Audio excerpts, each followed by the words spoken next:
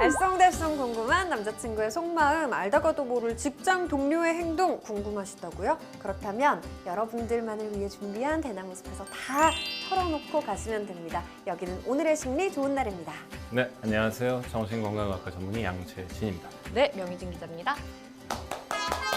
반갑습니다. 안녕하세요. 반갑습니다. 잘 지내셨죠? 그럼요. 잘 지내셨죠? 네, 너무 잘 지냈어요. 요즘 너무 더워가지고. 확 여름이 확 느껴져요. 그러니까 네, 좀 예뻐요. 근데 이게 재밌는 게 사람들마다 말을 시작할 때 시작하는 건 말버릇 같은 게 있거든요. 그런 거 있죠. 아니면은 뭐 말 내용 중에 저 사람은 꼭 저렇게 얘기하더라. 이런 말버릇들. 어떤 게 있으세요? 저는 술 취하면 하는 말버릇이 있어요. 저는 술 취하면은 어른들한테 외람된 말씀이지만 한마디 제가 올리고 싶습니다. 뭐 이렇게 와, 굉장히 외람된 말. 술주정을 예의 바르게 하시네. 네. 저희 선배가 야 외람된 말 할 거면 하지를 말라고. 독특한데요?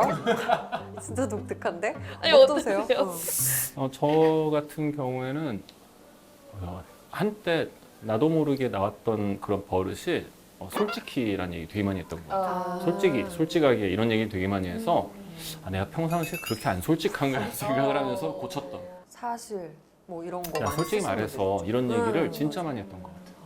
저는 막 다 설명해 놓고 마지막에 내가 지금 무슨 얘기하는지 알겠지? 내가 지금 무슨 얘기하는지 알겠지? 확인까지 해. 이걸 내 감정이 전달됐어 지금? 막 이런 거 있죠. 막 그런 의미였어요. 그런 의미로. 그러니까 혹시 본인도 뭔 뜻인지 몰라서 그런 거예요? 그런 것도 조금 포함하면 됩니다. 네.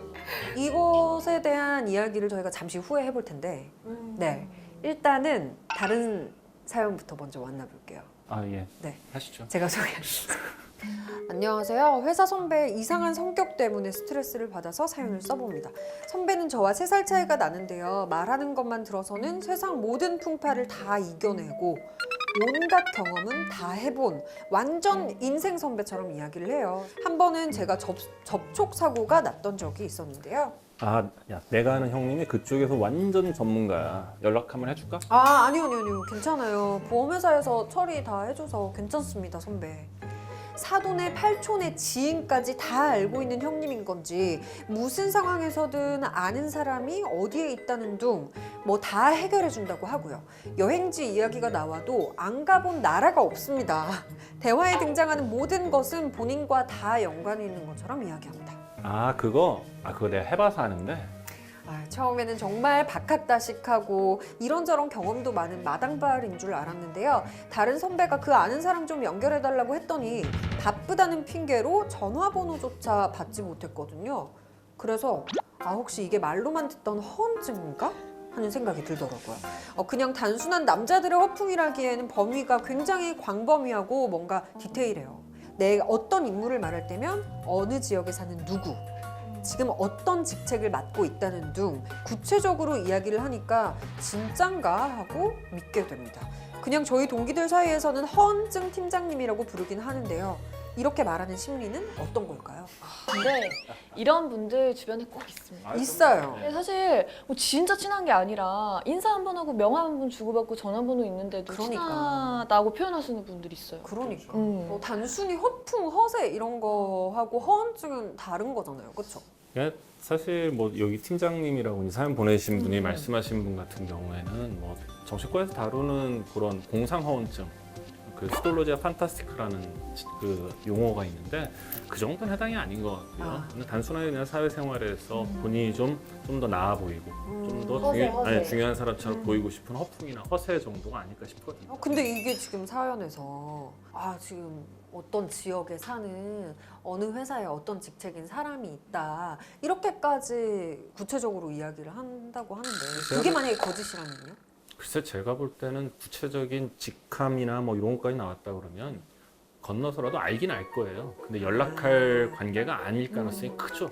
과장해서 말하는 그쵸. 거구나. 부풀리거나 이렇게 과장해서 아까 명 기자님이 얘기한 것처럼 어디선가 한번 아이고 안녕하세요 인사했는데 나는 아는 사람이고 그 사람은 나를 기억 못할 가능성이 크고요.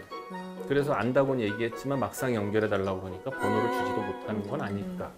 그러면은 정말로 그 공상 허언증을 가진 분들의 특징은 어떤지 좀 궁금해요. 그러니까 그 본인이 만들어낸 거짓 현실이 굉장히 디테일하고 굉장히 정교해요. 이게 체계화가 잘 돼 있습니다. 나 누구 알아 정도가 아니라 나는 이미 그 세계 속에서 그 사람과 베프 혹은 그 사람은 나에게 더 그립거나 나에게 빚을 져서 나에게 뭔가를 갚아야 되는 사람.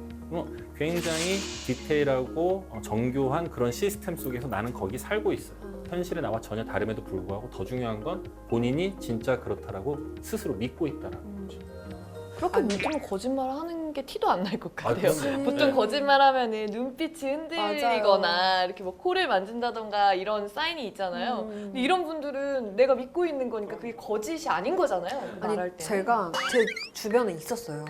너무나도 놀랐던 경험이 있었는데 그 친구가 이야기했던 남자친구, 뭐 자기 친구들, 자기랑 친한 친구들의 배경, 그러니까 얼마나 잘 사는 집에 예쁜 친구들이 자기한테 있는지 뭐 이런 것들이 다 거짓? 거짓말이었어요. 그게 너무 소름이 돋았었어요, 정말로. 그래서 사실 이게 이제 그런 공상허언증 이게 만들어지는 단계가 처음에 어떻게 보면 사소한 거짓말로 시작할 수 있는데 그 사소한 거짓말을 통해서 주변 사람들의 관심을 받는다든지 부러움을 사게 된다든지 그러면 그 거짓말이 좀 더 강화되고요. 그게 점점점 강해지면서 자기 스스로도 자기도 모르게 그걸 믿게 되는 그런 식으로 증상이 형성된다고 생각을 하거든요.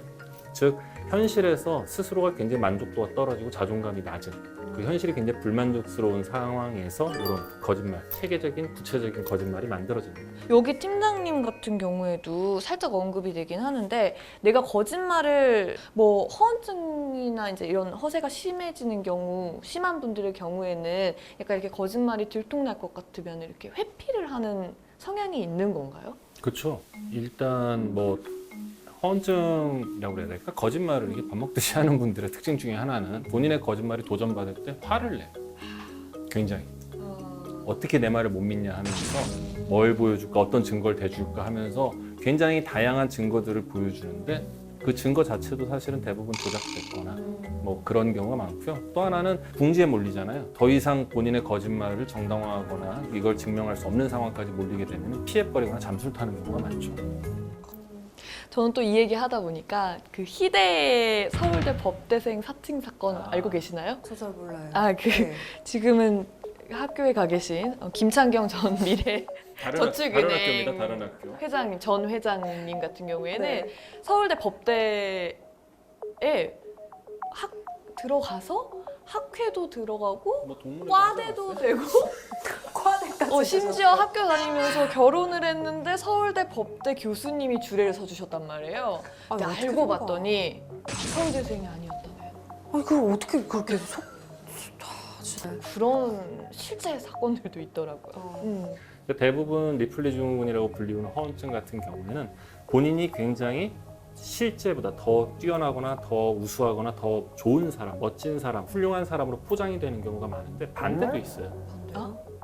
반대로 본인이 굉장히 슬픈 사연의 주인공, 본인을 희생자로 만드는 그런 타입 그것도 있죠. 이 미나우젠 증후군이라고 그러는데 이런 분들 같은 경우에 가장 흔한 스토리가 이제 이성에게 작업할 때 본인의 출생부터 본인의 양육 환경 굉장히 불행하고 보통 뭐 아버지는 알코올 존증에 폭력적이었고 어머니는 가출했고 뭐 이런 식으로 얘기를 많이 하거나 아니면 본인이 굉장히 그 불치병, 난치병이나 불치병에 걸렸다라고 얘기를 하는. 이게 처음 시작된 게 1951년도에 미국 정신과 의사 리처드 애셔라는 분이 이제 명명한 질환이에요. 민하우젠 증후군이라고 그러는데 미국에서 한 40대 주부가 백혈병에 걸린 10대라고 속여가지고 걸린 10대라고 속여가지고 네? 갑자기 10대요? 네 블로그를 운영하면서 아. 기부금을 받았다고 그래요.